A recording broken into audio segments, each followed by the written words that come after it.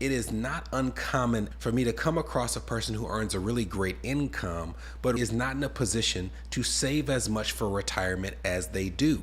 Because it's not uncommon to go through the finances of these high income earners and realize that they have little to no money saved that they can access in the here and now.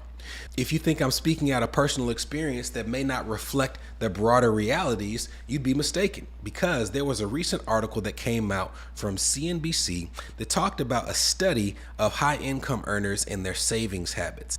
The title of this article was "Amid High Inflation, 36% of employees earning $100,000 or more say they are living paycheck to paycheck," end quote. Now, the study that the article is quoting was by Willis Towers Watson. And as the title implies, they found that 36% of people who earned $100,000 or more state that they were living paycheck to paycheck. But it mirrors the results of another study by Lending Club that found that 36% of people earning at least $250,000 a year also state that they were living paycheck to paycheck.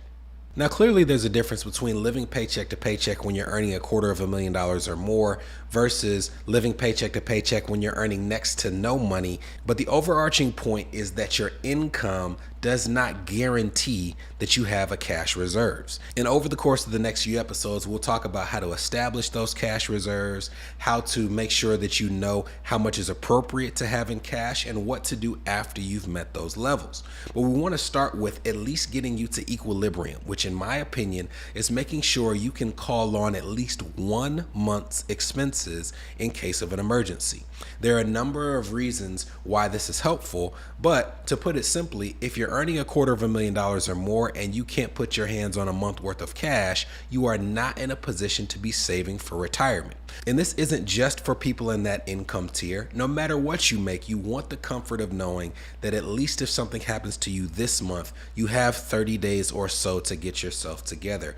But before we even get into those lessons, let's talk about how you could find yourself in this position in the first place as a high income earner.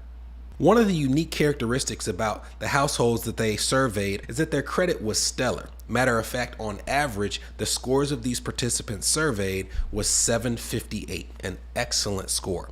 That might seem odd to you if you're wondering how they're keeping their credit so high while also struggling to meet expenses, but it is very common for a person to get a credit card when they were in their 20s or early 30s that they struggled to pay off. They didn't have the money to cover their expenses, and that balance grew, and they reached the point where they just assumed that they will always have $5,000 or $10,000 worth of credit card debt for the rest of their life.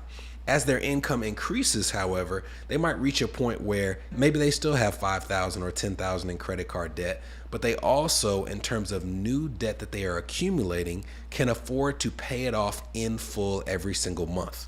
And when you have that ability, it tempts you to put every bill possible on your credit card. And over the course of time, it leads to this type of leakage where instead of you having a grasp on the bills that are actually in your household budget, you don't realize the impact of each individual expense because you're not paying it one-on-one. You're making one lump sum payment at the end of the month.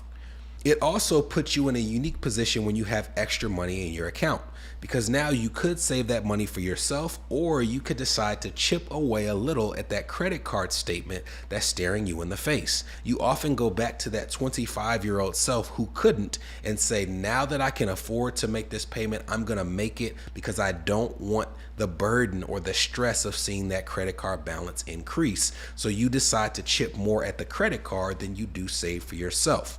Now, it's easy in that process to continue saving for retirement because that money comes out of your check before it reaches your account. You don't have to make that decision, which is why you often see people with very little in savings, high consumer debt, but significant 401ks. They are lacking that foundation.